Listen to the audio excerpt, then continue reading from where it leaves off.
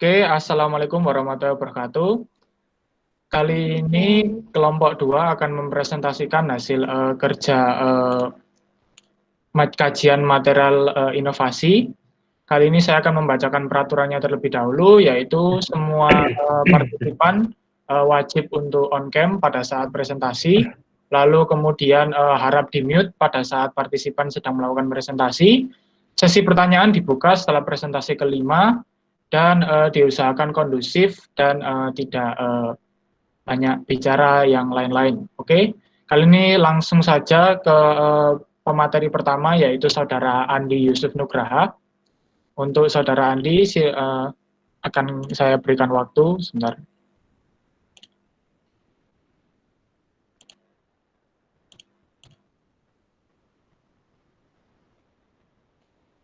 Oke, silakan Saudara Andi.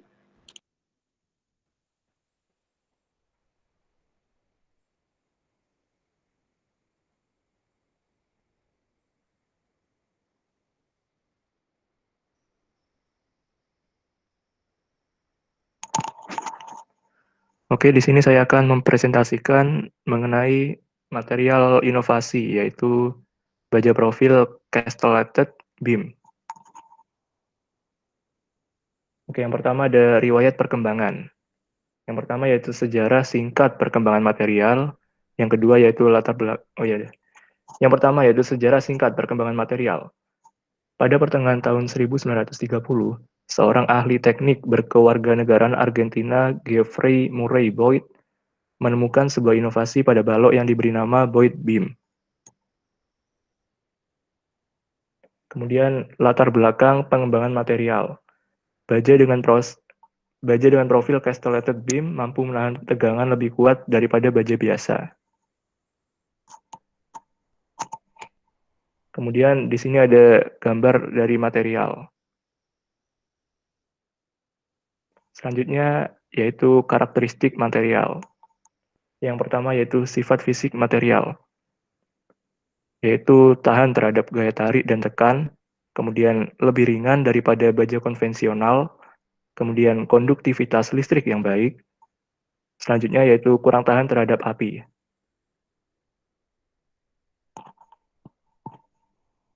Selanjutnya ada sifat mekanik material. Yang pertama yaitu memiliki kekakuan wujud yang tinggi, kemudian memiliki kekuatan yang besar, dan ketangguhan yang tinggi. Selanjutnya yaitu sifat kimiawi material. Yang pertama yaitu kurang tahan terhadap perkaratan atau korosif. Yang kedua yaitu anti terhadap beberapa bahan kimia. Nah, di sini ada proses produksi material.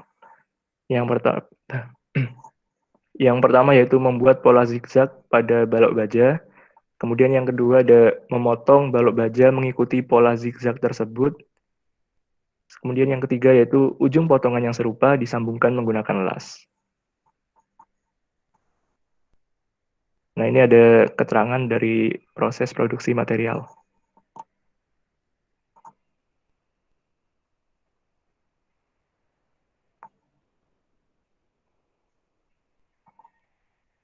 Kemudian tipe-tipe material baja castellated beam, yaitu pertama ada beam ends left ragged yang bentuknya U sama dengan T.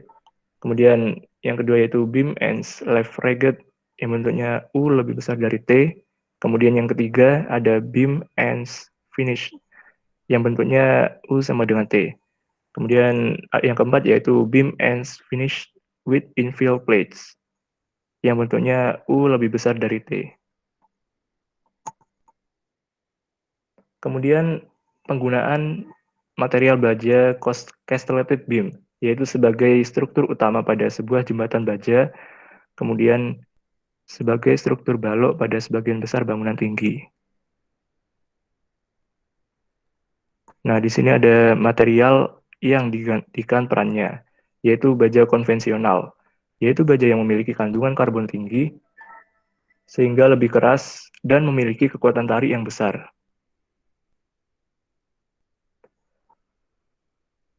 Kelebihan dari baja castellated beam yaitu relatif ringan, mudah dirangkai, kekuatan yang besar, mampu memikul momen lebih besar dengan tegangan izin yang lebih kecil, kemudian menjadi material utama di suatu konstruksi bangunan.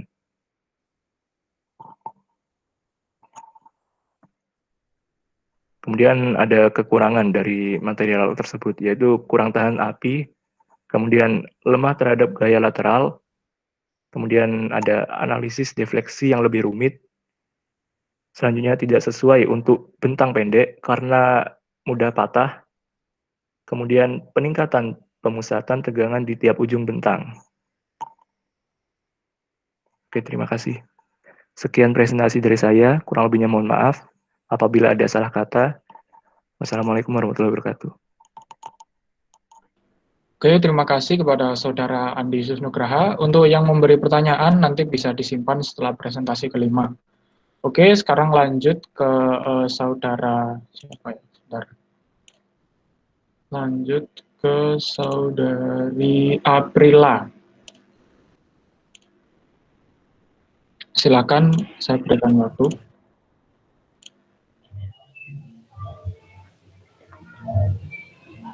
Oke, saya akan mempresentasikan material inovasi yang bernama bentonit. Yang pertama ada riwayat perkembangan. Sejarah atau riwayat singkat bentonit. Bentonit ini termasuk salah satu jenis tanah lempung yang terbentuk dan transformasi abu vulkanik.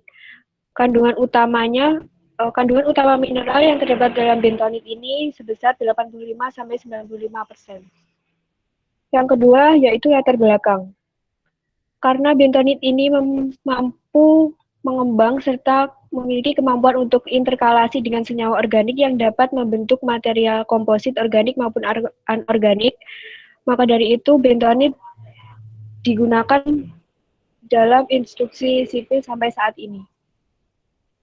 Selanjutnya ada tahapan perkembangan. Pada awalnya, bentonit ini digunakan sebagai pengikat dalam produksi biji besi. Seiring berjalannya waktu, bentonit digunakan untuk bahan perekat, pengisi, dan juga sebagai lumpur bor. Selanjutnya, peristiwa penting yang terjadi. Bentonit pertama kali muncul pada tahun 1890 yang digunakan untuk mengidentifikasi mineral yang bersifat plastik. Selanjutnya, bentonit ini pertama kali ditemukan oleh Fort Benton, Wyoming, Amerika Serikat, dan pada tahun 2011, Amerika Serikat ini menjadi produsen terbesar bentonit. Selanjutnya, karakteristik material. Yang pertama ada sifat fisik. Sifat fisik bentonit ini berupa partikel butiran yang memiliki tekstur halus dan berbentuk serpian-serpian yang khas, seperti tekstur pecah kaca, lunak, plastis, memiliki warna kuning muda hingga abu-abu. Apabila lapuk akan berwarna coklat kekuningan. Selain itu, ketika kita merabanya akan terasa licin, serta apabila dimasukkan ke dalam air, bentonit ini akan menyerap air. Selanjutnya yaitu sifat mekanik. Sifat mekanik yang dimiliki bentonit ini tergantung densitasnya. Pada saat digunakan dalam pemasangan bentuk blok dengan tipe swelling, bentonit akan mengisi ruang kosong di sekitarnya hingga berhasil membentuk massa homogennya. Yang ketiga yaitu sifat kimia. Unsur-unsur kimia yang terkandung dalam bentonit disajikan dalam tabel tersebut. Yang pertama yaitu SiO2, Al2O3, F2O3, CaO, MgO, Na2O, dan K2O. Selanjutnya yaitu proses fabrikasi. Proses terjadinya bentonit ini dibagi menjadi 4 proses, yaitu yang pertama terjadi karena proses pelapukan batuan. Pelapukan batuan ini terjadi karena komposisi kimiawi mineral batuan, induk, dan kelarutannya dalam air. Mineral utama yang membentuk bentonit yaitu plagioklas, kalium feldspar, biotit, muskovit, serta mengandung sedikit senyawa alumina dan ferromagnesia. Proses kedua yaitu karena hidrotermal di alam. Proses batuan mempengaruhi alternasi yang lemah, sehingga mineral yang mengandung banyak magnesium seperti biorit cenderung membentuk mineral klori. Proses yang ketiga yaitu proses transformasi. Proses transformasi atau pengabuan abu vulkanis yang memiliki komposisi gelas akan terbentuk menjadi lempung yang sempurna. Transformasi dari gunung berapi yang terjadi secara sempurna dapat terjadi apabila debu gunung berapi diendapkan dan dari dalam cekungan. Proses yang terakhir yaitu terjadi karena proses pengendapan batuan. Proses pengendapan terjadi sebagai endapan sedimen yang terbentuk dalam suasana basah atau alkali. Unsur pembentuknya terdiri dari karbonat, silika, fosfat, dan unsur lain yang dapat bersenyawa dengan aluminium dan magnesium. Selanjutnya yaitu tipe bentonit. Bentonit memiliki dua tipe. Yang pertama, Na bentonit atau swelling bentonit. Na bentonit ini memiliki daya mengembang sampai 8 kali ketika dicelupkan ke dalam air. Yang kedua yaitu Ca bentonit atau non-swelling bentonit. Tipe bentonit ini kurang mengembang apabila dimasukkan ke dalam air. Kandungan Na dan Ca yang terdapat di dalamnya memiliki perbandingan yang rendah, yaitu memiliki pH 4-7.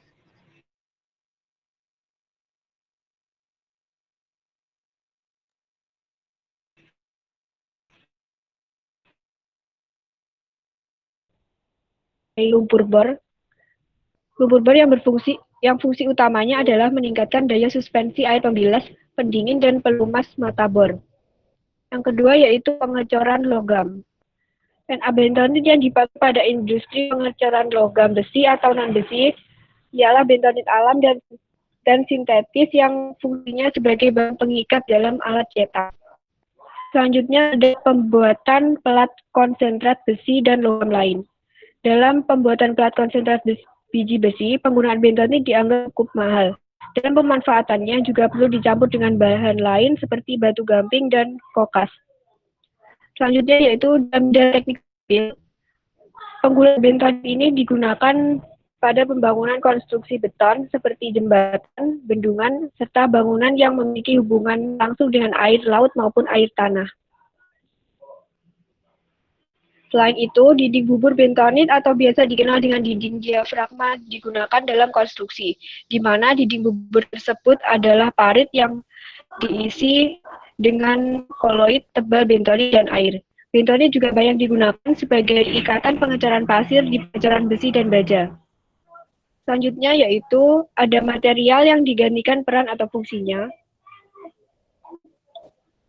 Material tersebut yaitu grout. Grout merupakan fluida yang kegunaannya untuk mengisi celah atau digunakan sebagai penguat pada suatu struktur. Pada umumnya, grout ini merupakan campuran dari air, semen, dan pasir. Selanjutnya ada kelebihan bentonit. Keunggulan yang dimiliki bentonit antara lain sebagai berikut. Penggunaannya cukup mudah, tidak terjadi korosi, anti terhadap penyusutan. Selanjutnya ada kekurangan bentonit. Beberapa kekurangan yang dimiliki bentonit yaitu apabila terus-menerus digunakan, material bentonit ini akan hilang di alam karena termasuk sumber daya alam yang tidak dapat diperbaharui. Sekian presentasi dari saya. Apabila ada kurang lebihnya, mohon maaf. Terima kasih.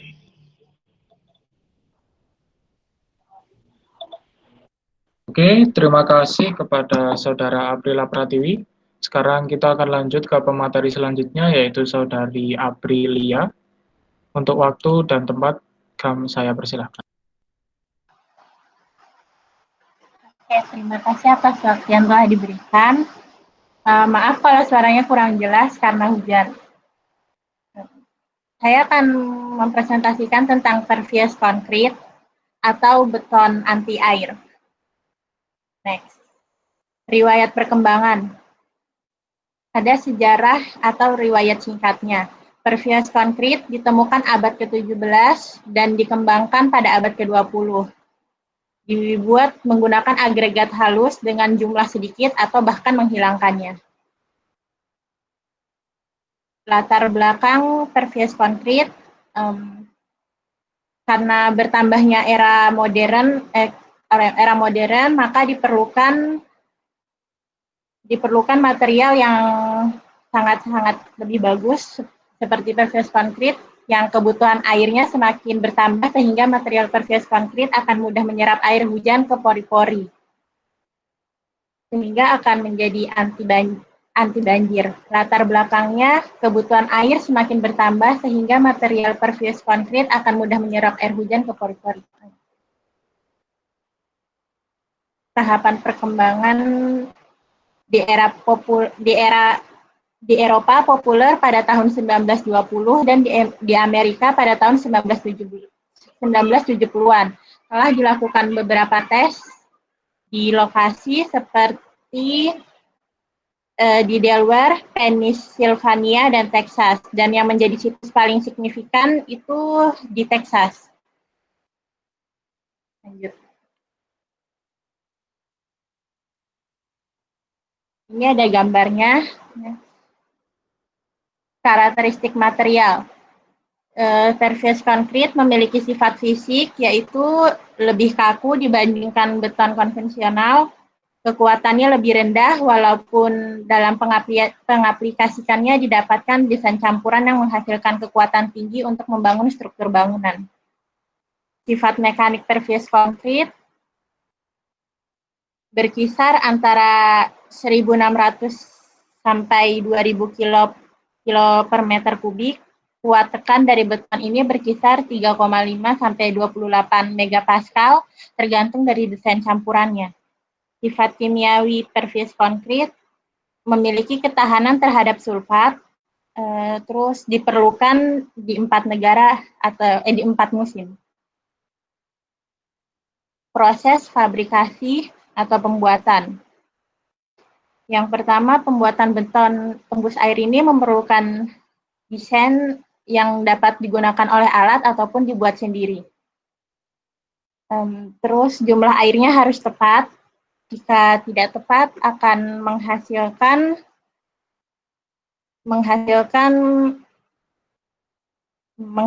hasil yang akan seperti ini. Dia menempel, kalau airnya kekurangan air, dia akan tidak menempel pada telapak tangan. Jika kelebihan air akan menempel. Jadi airnya tuh harus benar-benar pas. Lanjut. Lalu tambahkan batu dan semen ke nampan pencampur, lalu tambahkan air. Di sini menggunakan 3 jenis batu dan semen 1 cup, lalu dicampur dengan air yang sangat-sangat pas. Remaslah segenggam, lalu bentuk menjadi bola dan harus menempel. Semuanya harus menempel pada telapak tangan, tidak ada yang hancur atau terpisah. Jika kekurangan air akan terlihat kusam dan bola akan hancur. Seperti gambar. Setelah sesuai rasio air dan semen, maka tuangkan ke jalan. Dan lanjut. Yang keempat ada tipe. Di sini lanjut next. Di sini saya tidak menemukan tipenya karena saya tidak menemukan tipenya.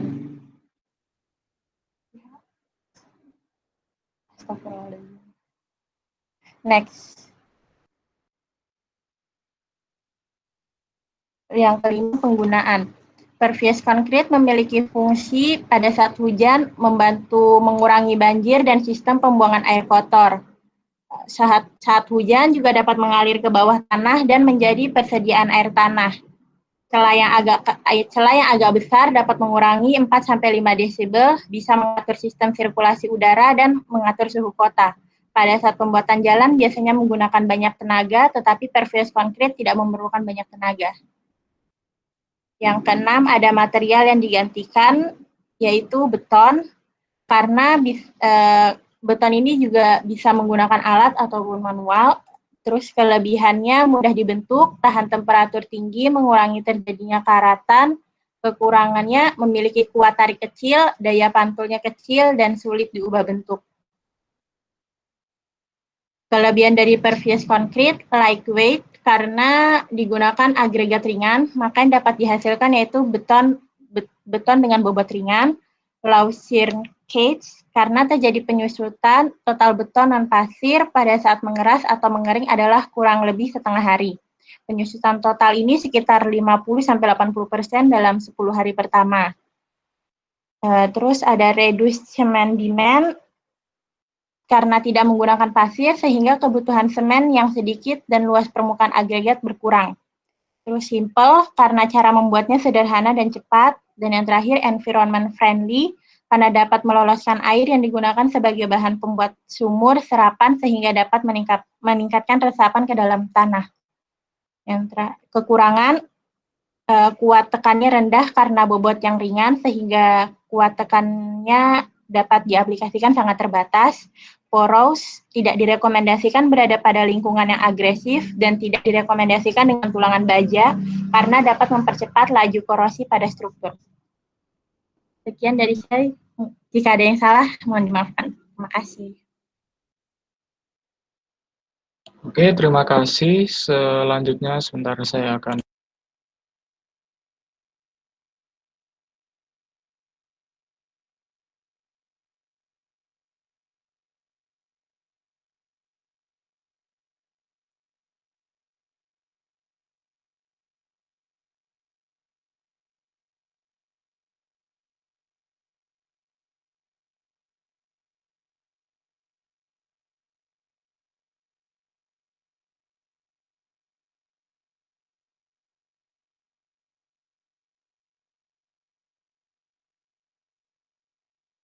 Oke, selanjutnya akan dipresentasikan oleh Saudari Arifah Wahyu. Untuk waktu dan tempat saya persilakan. Selamat pagi semuanya. Mohon waktunya ya, saya untuk presentasi.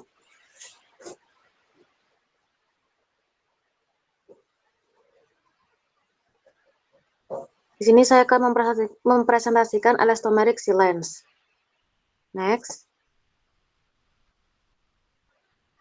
Jadi sejarah elastomeric silence ini pertama kali digunakan masa praksara untuk melindungi tempat tinggal dari cuaca seperti lumpur, rumput, dan lain-lain.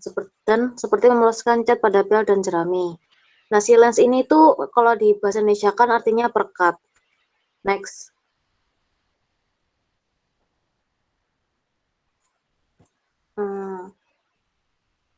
Tahapan perkembangannya sendiri, pertama itu tahun 1998. Nah, itu adalah percobaan C920 dinamakan use 1.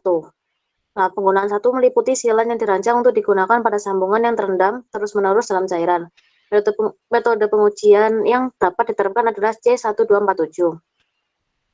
Nah, terus ada yang kedua yaitu 2001. C920 ini memiliki dua kelas joint movement, kelas 121 sama kelas 25. Hal ini sesuai dengan kemampuan pergerakan dari 20% dan 50% pergerakan total. Karena ada silan yang tersedia secara komersil yang mampu melakukan pergerakan lebih tinggi. Kelas baru diperlukan untuk menutupinya. Penambahan dua kelas 50 dan kelas 100/50 dengan total pergerakan 100% dan 150%. Harus saja disetujui dan revisi akan diterbitkan pada tahun 2001. Nah, revisi lain yang diusulkan untuk C920 ini sedang berlangsung. Nah, sampai sekarang itu elastomeric silence masih dikembangkan. Jadi belum ada penemuan terbaru untuk elastomeric silence saat ini. Karena masih diperkembangkan. Next. Latar belakangnya, elastomeric silence lebih efektif digunakan bila retak yang harus diperbaiki melalui pergerakan-pergerakan yang bersifat aktif. Karena material ini mampu melawan infiltrasi pecahan beton dan air ke dalam retakan dan memiliki ekstensibilitas yang tahan lama dan melekat pada tepi-tepi retakan. Next. Itu contoh elastomeric silence, ada yang bentuk seperti tabung, ada yang bentuk seperti tempatnya cat itu, dan ini contoh pengaplikasiannya di jalan trotoar ya, atau jalan beraspal. Next. Karakteristik material, elastomeric silence memiliki sifat fisik yang kuat dan keras, lalu ia juga kenyal seperti spons yang menjadikannya polimer elastis. Tekstur cairannya seperti karet yang mengering namun fleksibel. Next. Nah, untuk sifat mekaniknya, itu diperlukan metode pengujian. Nah, kita tinjau dari uji coba saat melepas rak exposure ke luar ruangan. Dan perangkat penjepit logam individualnya. Sebuah spesimen dianggap lulus jika tidak ada tekanan yang terlihat selama perpanjangan. Distress dicatat ketika ada kehilangan adhesi yang terlihat atau robek pada titik di mana pun selama pengujian. Tapi spesimen masih dapat ditempatkan kembali keluar untuk pelepukan lebih lanjut. Gagal didefinisikan ketika silen secara substansial dipisahkan dari salah satu substrat. 3 minggu setelah diperpanjang, silen diamati di rak untuk mendapatkan data akhir yang dilaporkan. Seperti yang diharapkan, kegagalan tambahan telah terjadi sejak pengamatan awal selama perpanjangan. Setelah pengujian putaran pertama, hanya 33 dari 184 spesimen yang tidak memiliki gangguan yang dapat diamati. Namun beberapa di antaranya adalah gangguan kecil dan mungkin tidak menyebabkan kegagalan. Lebih penting lagi, 29% spesimen sudah gagal. Next. Itu adalah tabel percobaan tadi yang saya jelaskan. Nah, secara umum, silen silikon berperilaku jauh lebih baik daripada uretan. Keduanya lebih baik daripada hibrida. Primer meningkatkan kinerja setiap silen yang diuji. Faktanya, spesimen yang tidak diberi primer memiliki kecenderungan kegagalan 2 kali lebih besar daripada spesimen yang diberi primer. Kecenderungan ini menjadi lebih jelas karena spesimen yang bertahan terus karena cuaca. Validasi SWRI merupakan indikator keberhasilan. Produk yang tidak tervalidasi cenderung mengalami kegagalan lebih dari 3 kali daripada produk yang tervalidasi. Next.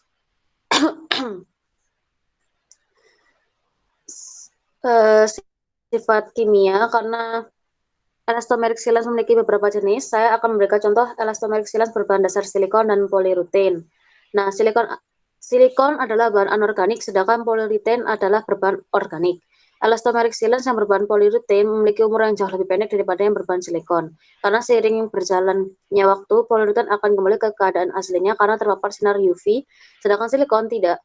Umur sambungan silikon bisa mencapai 20 tahun lebih daripada polyurethane yang biasanya berumur 5-10 tahun. Silikon lebih cocok di suhu ekstrim. Next. Nah, untuk treatmentnya, sebelum mengaplikasikan elastomeric silane, akan lebih baik jika permukaannya kasar jika diperlukan gunakan sikat kawat untuk membuat adhesi yang lebih baik. Oleskan ke celah atau lubang. Gunakan skop atau spatula sesuai kebutuhan. Tidak disarankan digunakan bersama dengan produk yang mengandung bitumen langsung pada papan kayu lunak atau polyvinyl klorida fleksibel.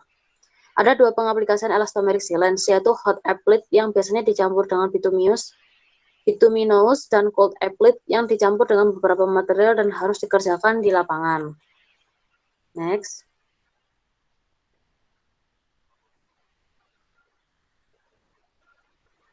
Ini adalah tipe dan jenis elastomeric silane. Yang pertama adalah silikon silane. Silikon silane ini termasuk golongan anorganik, terbuat dari bahan dasar silikon polimer dan bersifat seperti karet. Silikon silane berfungsi melekatkan 2 persendian atau celah di antara keduanya agar tidak bocor. Yang kedua adalah akrilik silane, terbuat dari bahan akrilik yang tidak elastis. Silane ini cepat kering dengan bantuan udara pada temperatur kamar. Silane ini bisa digunakan untuk mengisi, menyegel, menambah celah atau sambungan yang mengalami pergerakan kecil. Silane ini bisa dibilang serbaguna. Yang ketiga adalah adhesif. Silane ini berfungsi menyambungkan 2 material sejenis atau berbeda jenis. Hybrid, silane ini merupakan ramah lingkungan karena kombinasi dari silikon silane dan uretan silane. Silane ini memiliki daya tahan tinggi dan bisa melekat ke seluruh permukaan bahkan kaca. Polyurethane silane merupakan silane yang berbahan dasar organik, memiliki sifat mudah kering dan lembab, dan biasanya digunakan untuk menyenggel sambungan di dinding dan lantai. Dan masih banyak lagi jenisnya. Penggunaannya, elastomeric silane itu seperti tadi, dia lebih efektif digunakan bila retak yang harus diperbaiki mengalami pergerakan-pergerakan yang bersifat efektif. Karena dia mampu melawan infiltrasi pecahan-pecahan beton dan air ke dalam retakan dan memiliki ekstensibilitas yang tahan lama dan melekat pada tepi-tepi retakan. Material alternatif. Next.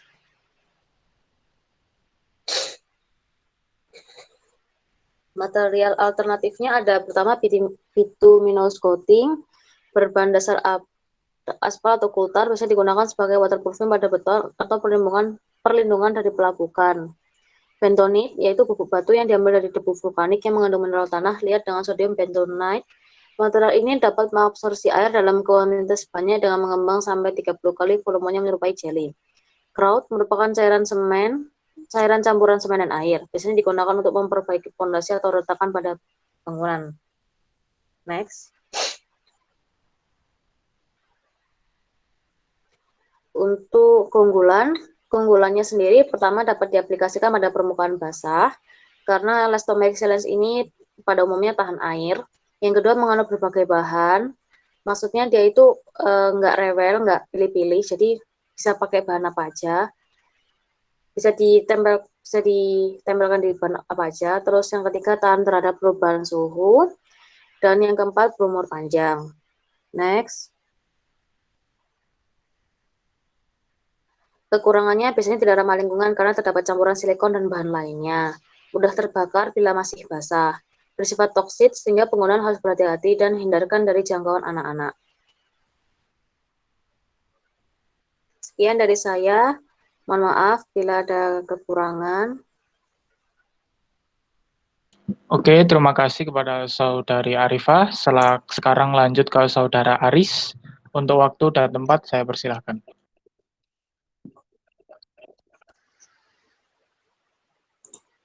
Mari kita lanjut.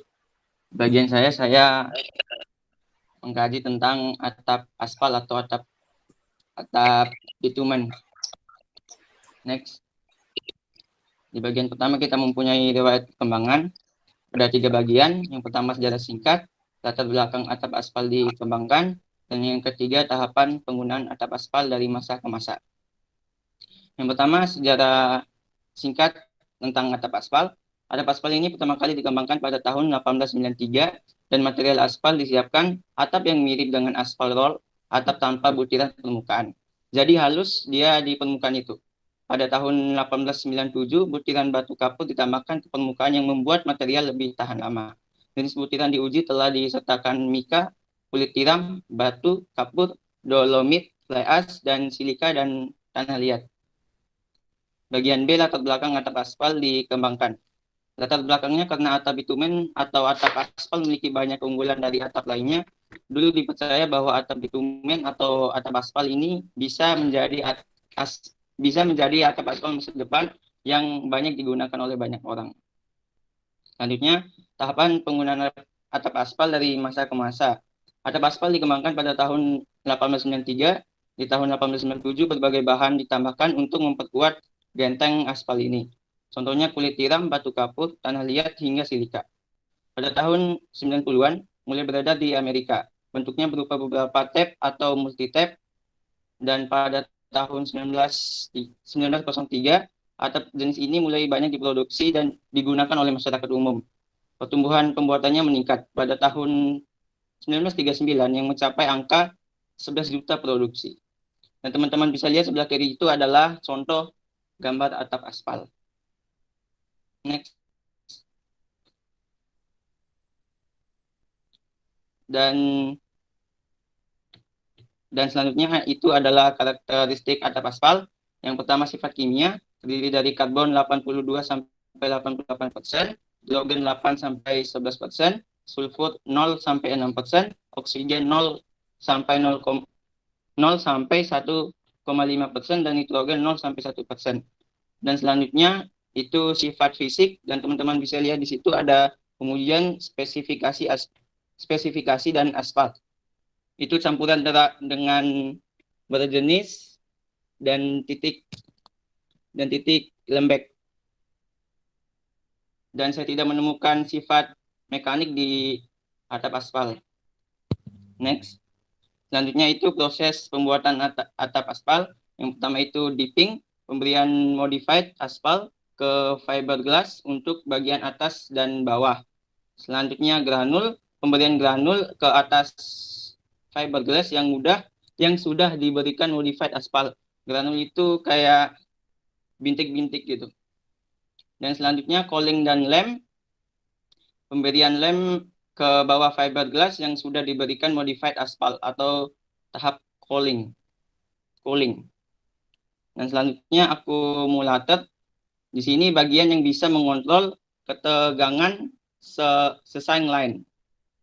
Dan selanjutnya itu cutting, memotong, dan selanjutnya adalah packing. Next.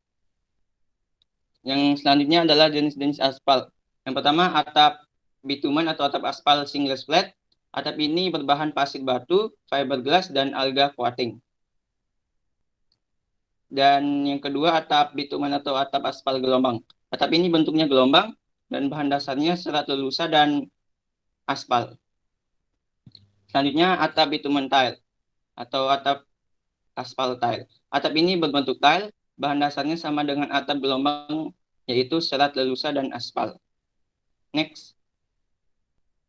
Sini kegunaan atap aspal. Namanya juga atap berarti dia sebagai atap. Baik itu bangunan rumah, gedung, atau gudang lainnya. Next. Kelebihannya, yang pertama kalau ada hujan, nyaris tidak ada suara jika didengar dari dalam rumah. Selanjutnya tahan terhadap jamur dan lumut, tidak menghantarkan listrik, dan dapat menahan suhu tinggi. Dan kekurangannya, pada proses pemasangan perlu dilandasi dulu oleh multipex sebelum dilapisi genteng aspal. Yang kedua, proses pemasangan memerlukan tukang yang berkeahlian khusus. Yang ketiga, proses perbaikan atap ini juga memerlukan tukang yang berkeahlian khusus dan harga penutup atapnya cukup mahal. Dan material alternatifnya di sini ada atap beton, atap metal, atap keramik, dan atap bahan dasar lainnya. Dan itu saja dari saya. Terima kasih. Oke, terima kasih kepada Saudara Aris. Untuk selanjutnya sesi pertanyaan akan saya buka. Untuk yang mau bertanya, silahkan.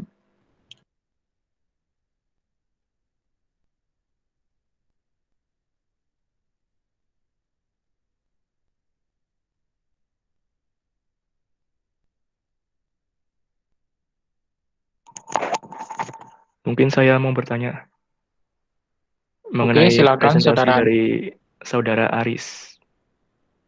Oke, silakan. Oke, pertanyaannya yaitu, apakah ada potensi mengalami keretakan pada atap aspal secara aspal sendiri jika terkena terik matahari dan dinginnya malam secara terus-menerus dalam jangka waktu lama akan retak atau bahkan hingga mengalami kehancuran? Oke, silakan Saudara Aris, mau ditampung dulu apa langsung dijawab? Saya langsung menjawab. Oke, silakan. Baik, di sini saya akan menjawabnya. Di sini tidak akan terjadi keretakan atau hancur akibat terkena sinar matahari dan dinginnya malam secara terus-menerus. Karena atap aspal yang cukup kuat, walaupun atap ini cukup tipis ya, sampai-sampai ada produsen yang memberikan garansi selama 30 tahun lamanya. Dan itu waktu yang tidak sedikit dan itu cukup lama. Dan karena tipisnya tadi dia mudah terbawa angin. Dia ini apa namanya? Mudah terbawa angin karena tipisnya. Dan tidak terpengaruh oleh sinar matahari atau dinginnya malam. Bahkan ketika dinginnya malam, dia ini bisa menurunkan suhu di dalam rumah. Dan itu sebagai fungsi utamanya.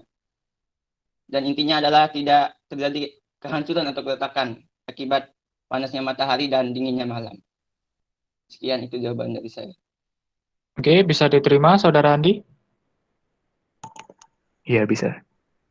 Oke, terima kasih. Selanjutnya, apakah ada pertanyaan lagi? Bila tidak ada, akan saya lanjutkan. Saya Awaki izin bertanya. Oke, silakan Saudari Arifa, ingin bertanya ke siapa? Saya ingin bertanya ke Aprilia Triwayuningsih untuk perbedaan spesifik antara beton biasa sama pervis itu apa ya? Terima kasih. Oke, mau ditampung dulu apa langsung dijawab, Saudari Aprilia? Bisa langsung dijawab. Oke, silakan.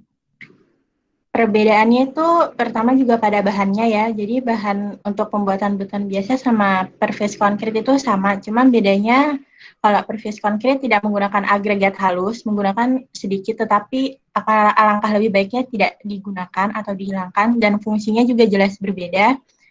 Kalau pervis konkrit dia bisa untuk menyerap air melalui pori-porinya dan masuk ke dalam tanah. Kalau beton biasa kan tidak. Jadi kayak pervious concrete itu lebih tahan air gitu, dan kuat tekan pervious concrete itu lebih rendah daripada beton biasa. Jadi beton biasa memiliki kuat tekannya lebih kuat, dan kuat tarik serta kuat lentur juga pervious concrete jauh lebih rendah dibandingkan beton biasa. Bisa dipahami? Oke, terima kasih. Bisa diterima Saudari Arifah?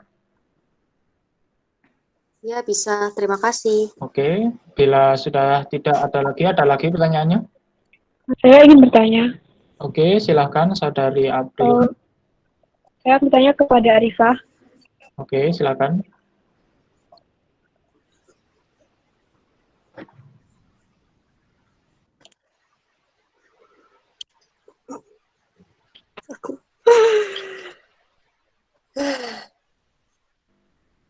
Silakan Saudari Aprila pertanyaannya. Pertanyaannya, hal-hal apa yang harus diperhatikan dalam memilih elastomeric sealant untuk pekerjaan perbaikan? Oke, Saudari Arifah mau disambung apa langsung dijawab? Langsung dijawab. Oke, silakan. Jadi, apa yang harus diperhatikan dalam elastomeric sealant ini? Pertama, kita lihat kebutuhannya. Kalau misalnya retakan yang diretakan aktif, kayak misalnya di sambungan atau di tembok atau di pondasi, itu lebih baik menggunakan elastomeric sealant karena elastomeric sealant ini teksturnya tuh cairan seperti karet dan cepat mengering, keras tapi tetap fleksibel. Jadi cocok kayak buat di pergerakan-pergerakan itu. Apalagi elastomeric sealant ini mengembang dan menutup permukaan dan menciptakan penghalang tanah air. Jadi emang cocok gitu buat di sambungan-sambungan dan di tempat yang sekiranya bakal terkena air. Nah, senyawa kimia atau polimer yang disebut elastomer ini membuat namanya sealant elastomer. Nah, elastomeric sealant ini kuat dan keras, persistent dan kenyal, dan menjadikannya polimer elastis. Nah, selain itu, elastomeric sealant ini menyegel retakan di papan lantai dan di sekitar jendela di rumah, mungkin berguna untuk mengisolasi dari angin atau rembesan air, memperbaiki jalan masuk atau trotoar dan lain-lain. Nah, karena kemampuannya itu untuk melunturkan dengan pergerakan material, sealant elastomer itu juga efektif dalam berbagai iklim di mana pemuaian dan penyusutan dapat terjadi. Jadi, seperti itu. Oke, bisa diterima Saudari. Apa bisa dipahami? Ya, bisa. Terima kasih. Oke, sesi pertanyaan akan saya tutup ya. Mungkin sudah nggak ada yang tanya lagi kan? Saya mau bertanya, boleh? Oke, silakan Saudari Aprilia. Saya ingin bertanya kepada Aprila. Tadi kan disebutkan tipe bentonit itu ada dua ya, ada nabentonit sama cabentonit. Nah, perbedaannya dari kedua itu apa? Makasih. Oke, mau dijawab atau ditambung dulu Saudari Aprila? Jawab aja. Oke, silakan. Perbedaan Na dan Ca bentonit itu ada pada warna ketika kondisinya kering. Kalau Na bentonit pada saat kondisi kering itu warnanya putih, sedangkan untuk Ca bentonit pada saat kering itu warnanya abu-abu. Selain itu, Na bentonit itu bisa mengembang sampai 8 kali ketika dimasukkan ke dalam air, sedangkan Ca bentonit itu kurang bisa mengembang ketika dimasukkan ke dalam air. Sekian, terima kasih. Oke, bisa diterima Saudari Aprilia. Oke, Iya. terima kasih. Mungkin sudah nggak ada yang tanya lagi? Oke, kalau begitu akan langsung saya lanjutkan ke sesi presentasi selanjutnya, yaitu saya sendiri.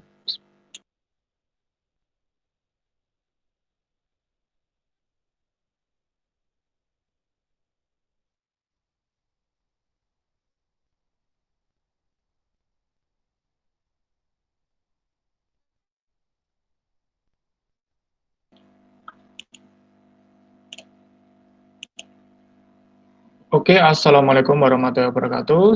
Di sini saya akan menjelaskan tentang kayu lapis atau plywood ya. Saya Sobat Rizky Fahmi dari Offering A. Oke, sekarang langsung lanjut ke pengertian material. Jadi material plywood ini merupakan material konstruksi inovatif berupa panel datar yang dibuat dengan menyusun lembaran vinir, lalu direkatkan terhadap kayu hasil gergajian atau biasa kita sebut wood mesh. Lalu untuk selanjutnya secara singkat. Jadi secara singkat plywood ini dimulai di daerah Mesir kuno sekitar abad 1500 sebelum Masehi, yang pada masa tersebut produksi vinir banyak menjadi bahan dasar furnitur mesin kuno di zaman tersebut. Jadi sudah lama digunakan oleh masyarakat Mesir, tetapi yang digunakan masih vinirnya. Jadi sejarah plywood itu dimulai dari vinir tersebut. Lalu latar belakang perkembangan. Jadi latar belakang perkembangannya ini diawali oleh temuan vinir dari masyarakat Mesir kuno, sehingga perabotan rumah menjadi lebih tidak memakan sumber daya alam kayu yang besar. Dan juga di samping itu penemuan vinir ini akan menyebabkan perabotan rumah itu menjadi lebih ringan karena tidak menggunakan kayu yang mungkin besar-besar dan sangat berat sekali. Lalu untuk pencetus perkembangan, jadi pencetus perkembangannya ini adalah penemu mesin perekatnya, yaitu Leo Hendrik Pecklen pada abad ke-19 dan lainnya menyebabkan penemuan plywood. Jadi kalau untuk vinirnya penemunya itu dari Mesir dari abad 1500 itu, tetapi kalau untuk penemuan plywoodnya itu lebih ke penemu mesin perekatnya yaitu Leo Hendrik pada abad ke-19 tersebut. Lalu selanjutnya yaitu sifat fisik material. Jadi di atas ini ada perlakuan terhadap bahan-bahannya. Jadi di sini ada A1, B1, C1, yang artinya A1 berarti jenis kayunya akasia, B1 artinya tebal intinya 2 mm, dan C1 yaitu berat laburnya 1150 gram cm kuadrat. Jadi di sini dengan perlakuan tersebut, maka bisa kita lihat kadar airnya yaitu 9,01%, kerapatannya yaitu 0,71 gram per cm kubik, dan keteguhan rekatnya 10,72 gram per cm kubik. Jadi itu semua dipengaruhi oleh perlakuan atau sifat fisik dari material sesuai dengan keterangan di bawah ini. Jadi menggunakan kayu akasia atau kayu kelambayan, lalu ketebalannya, lalu berat laburnya, itu semua bisa dijelaskan di sifat fisik di atas tersebut. Lalu selanjutnya untuk sifat mekanik material. Jadi sifat mekanik material ini itu sifat mekanik kayu lapis itu tergantung oleh variasi jumlah lapisan kayu pembentuk material tersebut.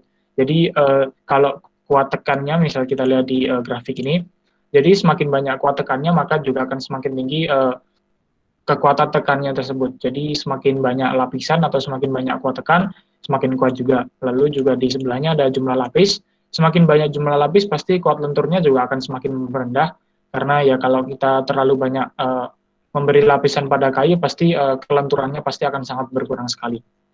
Lalu selanjutnya ada sifat kimiawi material. Jadi sifat kimiawinya itu sesuai dengan sifat fisik. Jadi kita bisa menguraikan sifat kimiawi kayu akasia atau kayu kelambayan di atas. Jadi ini punyanya kayu akasia dan kayu kelambayan karena kedua kayu tersebut yang digunakan oleh kayu lapis di sini. Jadi semakin besar umur kayu, maka berat jenis dan derajat keasamannya juga akan semakin berbeda-beda, dan itu bisa dilihat di tabel tersebut. Oke, lanjut sekarang ke proses pembuatan. Jadi proses pembuatannya itu termasuk panjang banget ya, cuman banyak banget variasinya, namun pasti hampir sama ya. Jadi pertama itu pasti seleksi log, jadi seleksi pohon-pohonnya tersebut, yaitu di hutan, di forest. Jadi kayunya yang dipakai ini dilihat di ukuran, kondisi, dan bentuknya. Lalu log yard ini jadi sudah terbentuk jadi kayu. Lalu log the burger atau penyortiran. Jadi kayu tersebut akan disortir dan kemudian kedua yaitu logs cut into pillar blocks. Jadi kayunya itu akan dipotong dan dikupas. Jadi seperti kayu persegi panjang yang tipis tersebut. Lalu selanjutnya yaitu penambahan vinir. Jadi vinirnya akan kita peeling, lalu kita clipping, lalu yang selanjutnya yaitu dikeringkan. Jadi setelah vinil tersebut dikupas lalu dipasang, yaitu tentu saja harus kita keringkan. Lalu ada glue spreading dan cold pressing. Jadi karena ini menggunakan bahan perekat, jadi lemnya pasti akan kita sebarkan, lalu kita cold pressing, artinya kita press dengan beberapa elemen dingin, lalu juga hot pressing juga. Jadi biar kayu setelah dikasih cold pressing pasti akan dikasih hot pressing. Jadi kayunya ini akan mantap dan menghasilkan material yang sangat baik. Lalu ada sanding, yaitu sanding ini mungkin pemasiran, namun sepertinya ini salah. Jadi ini mungkin bisa dihiraukan saja. Lalu ada trimming dan grading and packing, yaitu proses terakhir dari proses pembuatan kayu lapis ini. Lalu jenis material. Jadi jenis material kayu lapis itu terbagi menjadi 3, yaitu berdasarkan tipe perekatnya. Jadi kalau berdasarkan tipe perekatnya, kekuatan rekatnya yang bisa digunakan seperti eksterior dan interior bangunan. Kayu lapis dimanfaatkan sebagai eksterior, memiliki ketahanan yang lama terhadap cuaca atau kondisi di luar ruangan tertutup dan menggunakan perekat PF. Jadi perekatnya itu ada banyak, ada PF, lalu ada UF, MF, dan MUF. Ya, tapi kalau perekat UF, MF, dan MUF itu dipakai di interior, sedangkan yang dipakai di eksterior atau yang dipakai di luar ruangan itu menggunakan perekat PF. Lalu yang kedua berdasarkan penggunaannya. Jadi berdasarkan penggunaannya kayu lapis itu dibagi menjadi material konstruksi dan industri.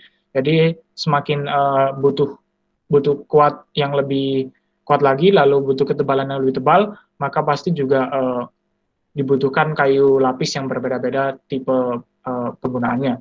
Lalu ketiga itu berdasarkan permukaan veneer, yaitu permukaan luarnya itu kalau yang pertama itu adalah ordinary plywood. Jadi di mana kayu lapis tersebut didapatkan melalui teknik pemotongan putar. Lalu yang kedua yaitu kayu lapis tipe fancy plywood, yaitu kayu tersebut didapatkan setelah melalui proses slice cutting atau half rotary cutting pada permukaan veneernya. Jadi bisa dibedakan sesuai teknik permukaan veneer yang digunakan. Lalu ada penggunaan material. Jadi penggunaan material ini terbagi menjadi 2, yaitu untuk konstruksi bangunan dan konstruksi alat transportasi. Yang pertama yaitu konstruksi bangunan, yaitu sebagai yang pertama bahan pelapis material atau furnitur. Yang kedua yaitu sebagai paneling, yaitu sebagai penyingkat antara ruang, pintu atau jendela. Jadi kan kayu lapis tipis, jadi space yang digunakan juga semakin kecil. Yang ketiga yaitu lantai plywood dan siding atau dinding yang kecil, dan juga plyform. Lalu ada yang kedua yaitu konstruksi alat transportasi. Jadi untuk alat transportasi, plywood itu digunakan sebagai konstruksi pesawat terbang, yaitu sebagai pelapis dinding bagian dalam. Lalu yang kedua kereta api yang digunakan sebagai atap, dinding, dan lantainya. Lalu ada bodi dan trailer untuk truk barang. Selanjutnya yaitu kelebihan material. Jadi kelebihan materialnya ini, kelebihan material plywood ini pasti adalah kuat dan tahan terhadap cuaca ekstrim seperti di Indonesia yang lembab, tapi juga dilihat dari jenis kayu yang dibuat. Lalu ada kokoh, jadi kuat dan kokoh. Lalu yang ketiga stabilitas dimensi yang baik sehingga mungkin tidak mudah menyusut. Lalu yang keempat bobotnya ringan sehingga mudah diaplikasikan ke interior apapun. Lalu yang kelima ramah lingkungan jika menggunakan proses dan bahan yang ramah lingkungan juga. Lalu kekurangan material tersebut yaitu yang pertama tidak tahan air karena veneer hanya terbuat dari serat kayu. Jadi mungkin tahan air, cuman pasti akan merusak material tersebut. Lalu yang kedua karena sifatnya yang melengkung, maka penggunaan kayu lapis yang panjang maka berisiko terjadinya lengkungan atau longgaran sehingga mudah melengkung. Yang ketiga yaitu material tersebut sangat mahal. Yang keempat menggunakan lem sintetis sehingga tidak ramah lingkungan. Jadi tergantung dengan penggunaan lemnya. Jika penggunaan lem dan teknik yang sintetis atau tidak ramah lingkungan ya pasti tidak ramah lingkungan. Tapi jika menggunakan yang ramah lingkungan ya pasti ramah lingkungan. Lalu yang material alternatif, jadi material alternatif tersebut ini ada 3, yaitu LDF atau Low Density Fiberboard, yaitu sumpulan kayu kecil yang dicampur dengan resin sintetis atau bahan pengikat lainnya. Kelebihan LDF dibanding kayu lapis ialah lebih ringan dan material yang paling murah di antara kayu inovatif lainnya. Lalu yang kedua ada HPL atau High Pressure Laminate, yaitu sebuah material yang terbentuk akibat laminasi tekanan tinggi kayu. Kelebihannya dibanding kayu lapis memiliki ketahanan yang baik dalam jangka waktu yang panjang, proses pemasangan atau pengaplasan pada interior yang cukup mudah, dan yang terpenting ialah HPL merupakan material yang tahan gores serta memiliki ketahanan air yang lebih tinggi daripada plywood. Lalu yang terakhir ada MDF atau Medium Density Fiberboard, yaitu campuran potongan serat kayu dengan resin serta lilin. Kelebihannya dibanding kayu lapis ialah permukaannya lebih rata, serta ukuran lebih presisi, dan lebih murah dibanding plywood, dan yang terpenting yaitu mudah dilapisi cat, di mana plywood tidak dapat dilapisi cat apapun. Terima kasih, mohon maaf bila ada kesalahan atau salah kata. Assalamualaikum warahmatullahi wabarakatuh.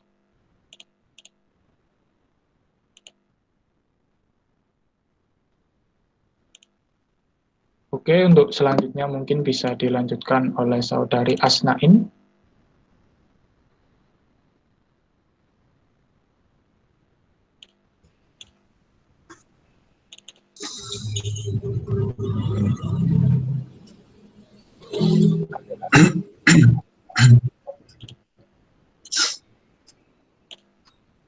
Oke, untuk saudara Asnain, waktu dan tempat saya persilakan. Oke, selanjutnya saya akan presentasikan mengenai akrilik.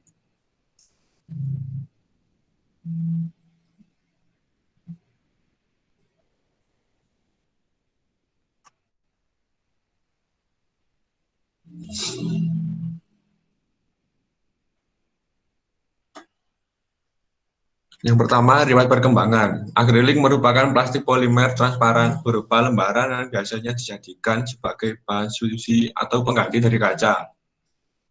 Akrilik memiliki nama ilmiah polimetil metaklirat. Akrilik pertama kali diciptakan pada tahun 1843. Namun baru ditemukan pada tahun 1930.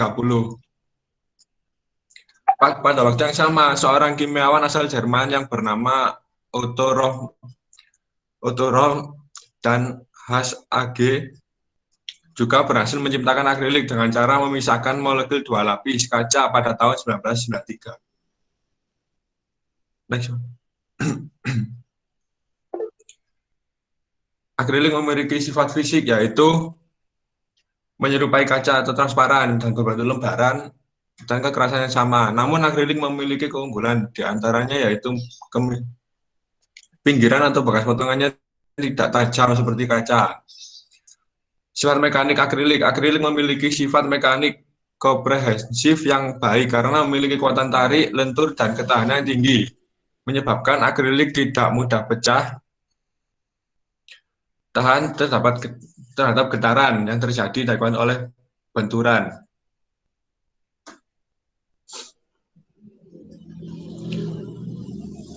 Proses fabrikasi dari akrilik, yaitu akrilik terbuat dari butiran plastik dan pembuatannya sama seperti plastik pada umumnya, yaitu butiran-butiran plastik itu dilelehkan lalu dicetak dengan bentuk lembaran.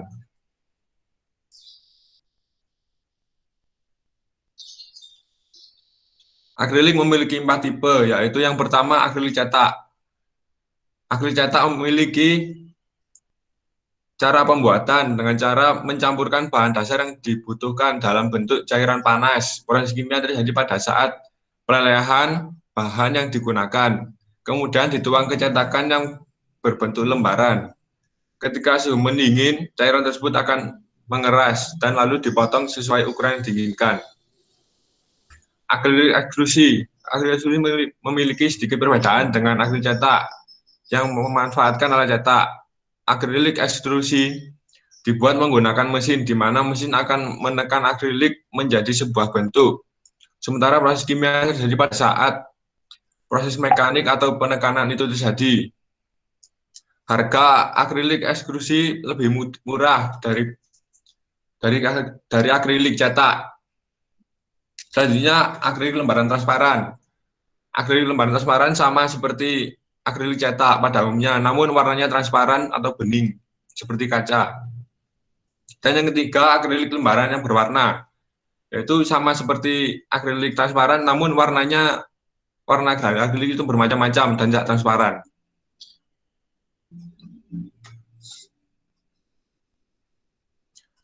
Akrilik bisa digunakan atau menggantikan sebagai kaca. Karena akrilik memiliki ketahanan yang sangat tinggi dibandingkan kaca.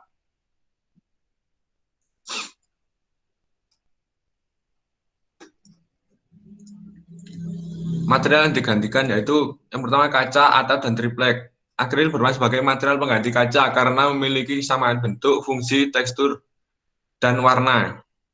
Akrilik lebih unggul dibandingkan kaca karena memiliki kekuatan, kelenturan, dan kelebihan lainnya yang lebih unggul dibandingkan dengan kaca yang biasa digunakan sebagai salah satu bahan material.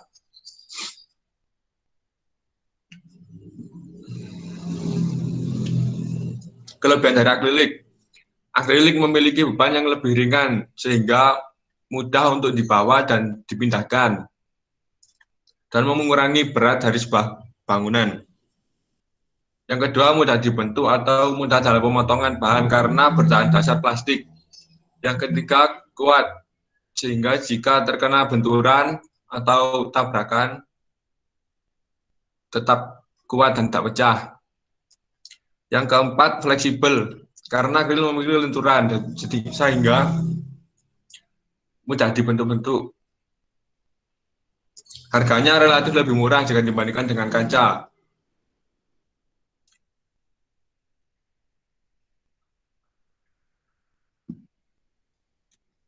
Kekurangan dari akrilik yaitu mudah kotor jika terkena minyak. Jadi jika kita menggunakan akrilik sebagai pengganti kaca, usahakan tidak terkena minyak karena sangat susah untuk dihilangkan. Yang kedua, mudah terbakar jika terkena api. Akrilik berbahan dasar plastik sehingga api mudah membakar bahan tersebut. Yang ketiga, jika tergores benda tajam, bekasnya akan tidak bisa hilang atau mudah tergores. Yang keempat, bisa patah karena berbahan dasar plastik yang memiliki kekuatan yang tidak begitu kuat. Sekian, terima kasih. Kurang lebihnya mohon maaf. Wassalamualaikum warahmatullahi wabarakatuh. Oke, terima kasih kepada Saudara Asnain. Untuk selanjutnya saya akan ke Saudara Afif yang terakhir.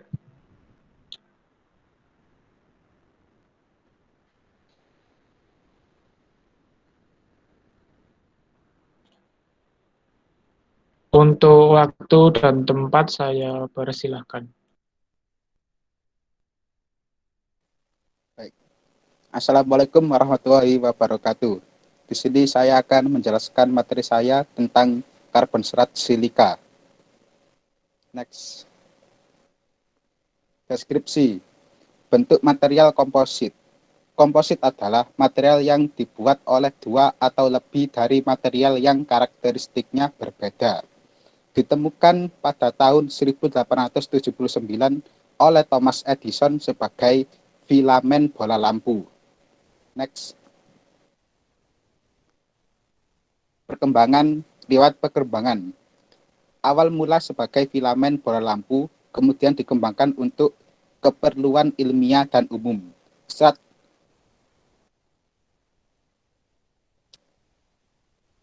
Serat karbon ditemukan pada tahun 1879 digunakan oleh Thomas Edison sebagai filamen bola lampu.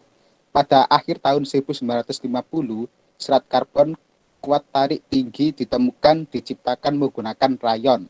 Akhirnya digantikan oleh bahan lebih efektif polyacrylonitrile PAN dan pitch. Dalam beberapa dekade terakhir, serat karbon telah memiliki aplikasi yang luas di bidang pesawat terbang, rekreasi, industri, transportasi komersial, dan sipil. Next. Karakteristik sendiri ada 3 jenis, ada 3 macam, yaitu sifat fisik, sifat mekanik, dan sifat kimia. Next. Sifat fisik. Titik leleh tinggi, kepadatan hingga 2,0 gram, tidak menyerap air atau tembus air, isolator, tidak mengantarkan listrik, padat, keras, dan lentur, ringan. Next.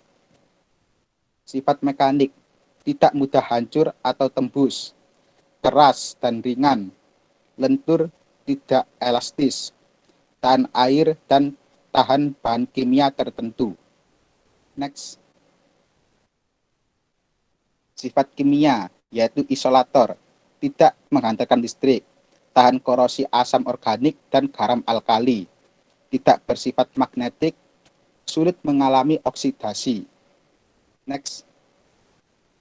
Proses pembuatan. Pencampuran logam tertentu dengan serbuk silikon karbida. Dalam proses pembuatan itu sendiri, yaitu menggunakan logam tertentu atau logam campuran lainnya, dipanaskan hingga leleh, kemudian ditambahkan serbuk silikon karbida dan juga ditambahkan polimer cair bertujuan untuk menghindari keretakan atau kerutan. Setelah pembakaran selesai dalam suhu tinggi sekitar 1600 sampai 2500 derajat Celcius, kemudian dicetak dalam cetakan sehingga membentuk karbon serat silika tersebut. Next.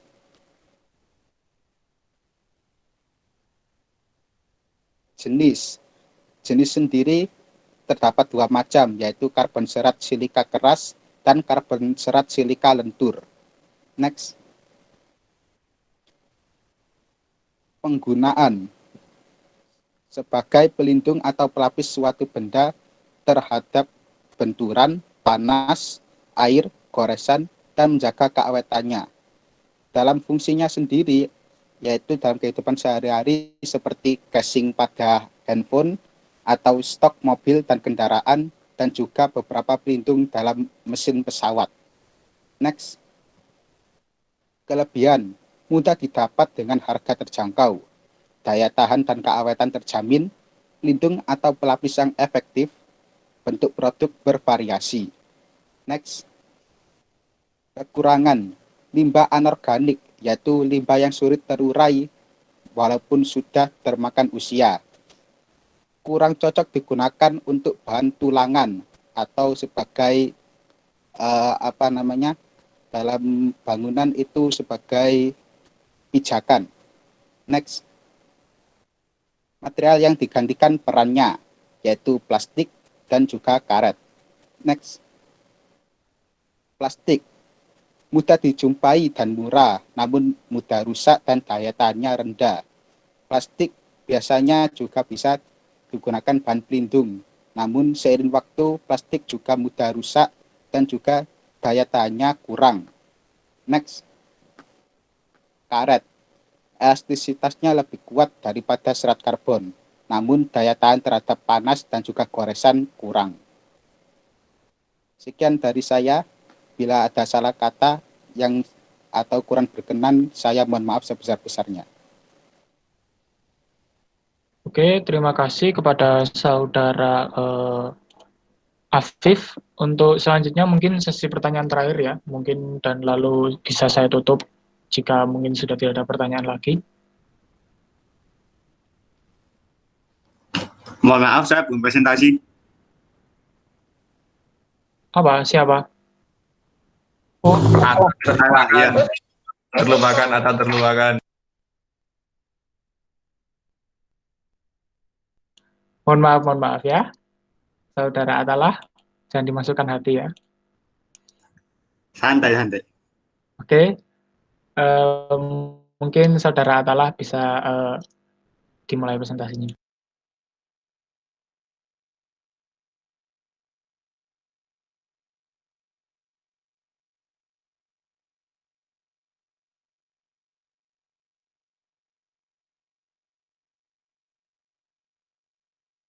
PPT-nya mana?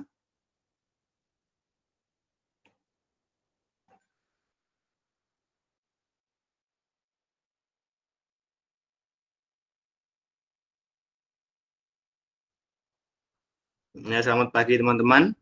Perkenalkan, nama saya adalah Jufar Hafid Kayahan dari Offering A. Di sini saya akan menjelaskan tentang kajian material inovatif, yaitu Fly Ash.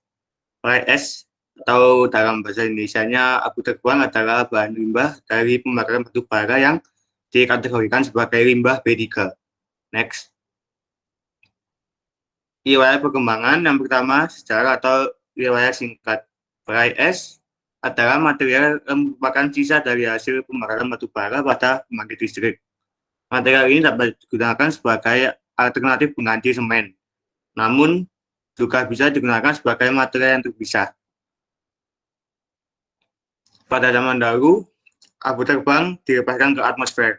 Namun sekarang material tersebut harus ditangkap sebelum terbang bebas di udara. Material ini sudah mulai digunakan sejak tahun 1930-an. Next.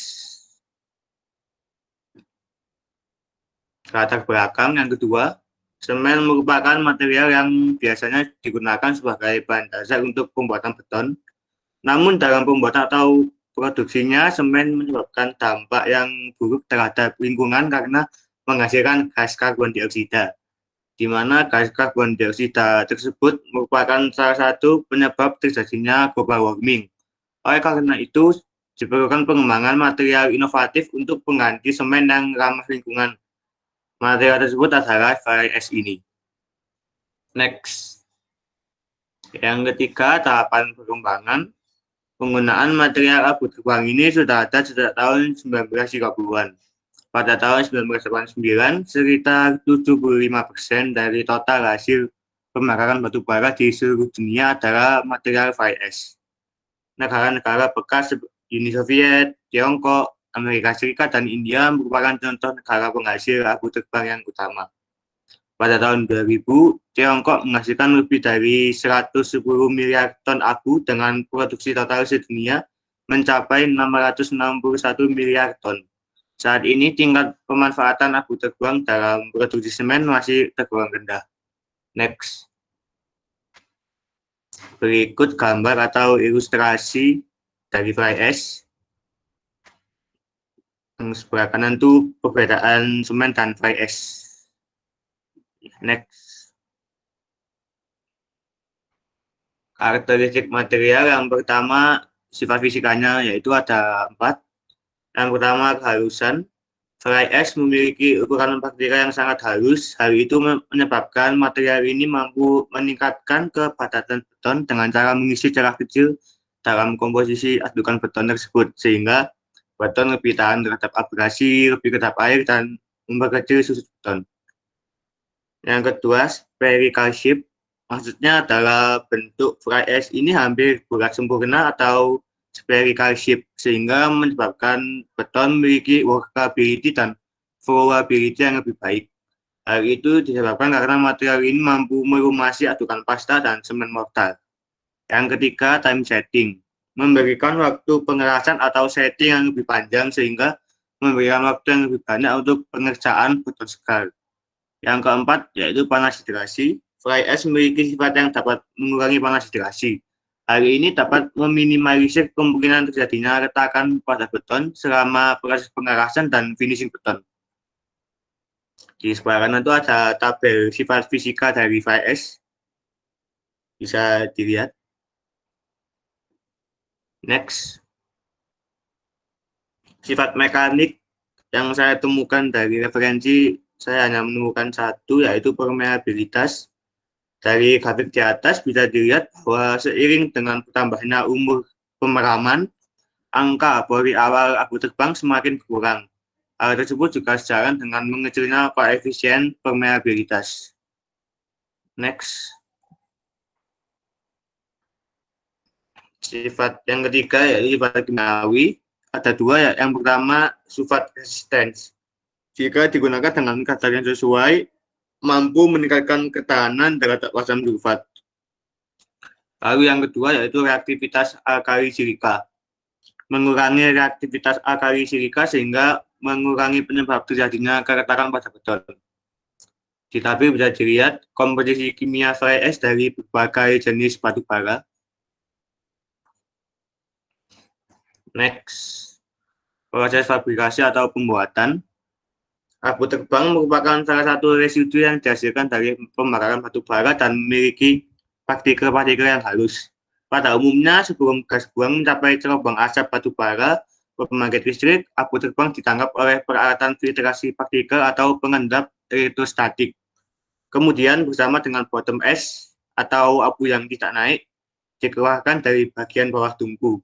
Bagian yang bersama-sama inilah yang dikenal sebagai abu batu bara. Lebih jelasnya pembuatan VAS bisa dilihat dari gambar berikut. Ya, next. Yang keempat yaitu tipe. Ada 3 tipe dari VAS-nya. Pertama adalah tipe C. Abu tipe C ini merupakan abu terbang yang dihasilkan dari pembakaran lignit atau batu bara muda. Material ini mengandung SiO2, Fe2O3, dan Al2O3 lebih dari 50%, sedangkan kadar CaO-nya mencapai 10%. Karena kadar CaO yang cukup tinggi tersebut, maka abu terbang tipe ini disebut juga dengan high calcium VAS. Selain itu, menjadikan tipe ini memiliki sifat pozolanik dan cementitious atau berhidrasi dan mengeras dalam waktu kurang lebih 45 menit jika terkena air atau kelembapan. Jika digunakan dalam campuran beton sebanyak 15-35% jumlah abu terbang yang digunakan dari berat silinder. Yang kedua tipenya yaitu Fly Ash tipe F. Abu terbang tipe ini merupakan abu terbang yang dihasilkan dari pembakaran bituminus batu bara. Material ini mengandung SiO2, Fe2, O3, dan Air2O3 kurang dari 70%, sedangkan kadar CaO-nya kurang dari 5%. Oleh sebab itu, tipe ini disebut juga dengan low calcium fly ash yang menjadikannya tidak mempunyai sifat cementitious dan hanya mempunyai sifat pozzolanik. Jika digunakan dalam campuran beton, sebanyak 15-25% jumlah abu terbang yang digunakan dari berat silinder. Yang ketiga yaitu Fly Ash tipe N. Abu terbang tipe N ini terbentuk melalui hasil pembakaran atau bisa tidak melalui hasil pembakaran. Tipe ini disebut juga dengan pozzolan alam dan memiliki sifat pozzolanik yang baik. Contohnya abu vulkanik, shales, diatomic, tuff, dan operinters. Next. Penggunaannya yang umum yaitu bisa dijadikan bahan baku pembuatan semen maupun pengganti semen. Yang kedua sebagai bahan baku batu bara, batu bata, keramik, gelas, dan refraktori atau bahan yang tahan pada suhu tinggi. Yang ketiga sebagai bahan pengisi aspal, kertas, dan plastik. Yang keempat sebagai bahan penyusun beton untuk jalan dan bendungan. Dan yang terakhir adalah bisa digunakan untuk menimbun lahan bekas pertambangan. Next. Material yang digantikan peran atau fungsinya oleh Fly Ash ini adalah semen. Material semen merupakan zat yang digunakan untuk merekatkan batu bata, batako, dan bahan bangunan lainnya yang relevan. Material konvensional ini bisa digantikan dengan Fly Ash yang lebih ramah lingkungan. Sedangkan kelebihan dari material semen ini adalah distribusi yang sudah merata di seluruh wilayah sampai ke pedesaan.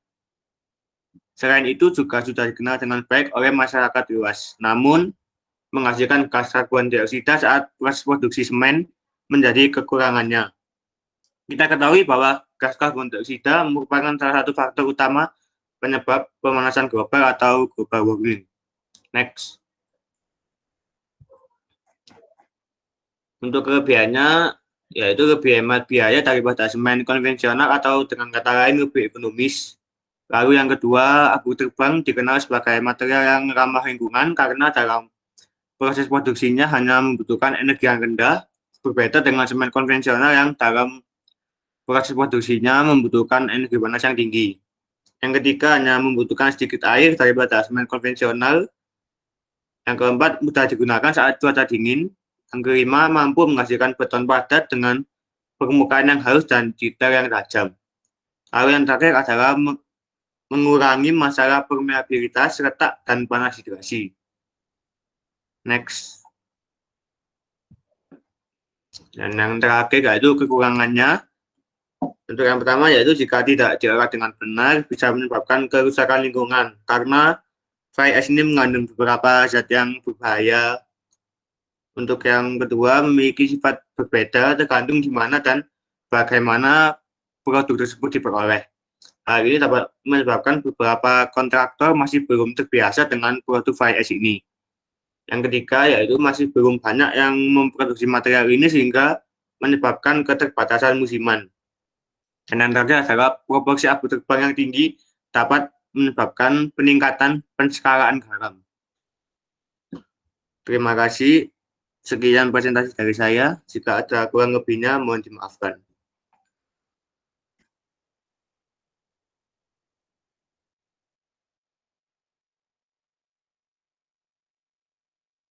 Oke, terima kasih kepada Saudara Atala.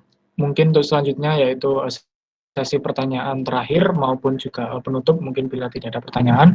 Untuk yang memiliki pertanyaan, silahkan ditanyakan.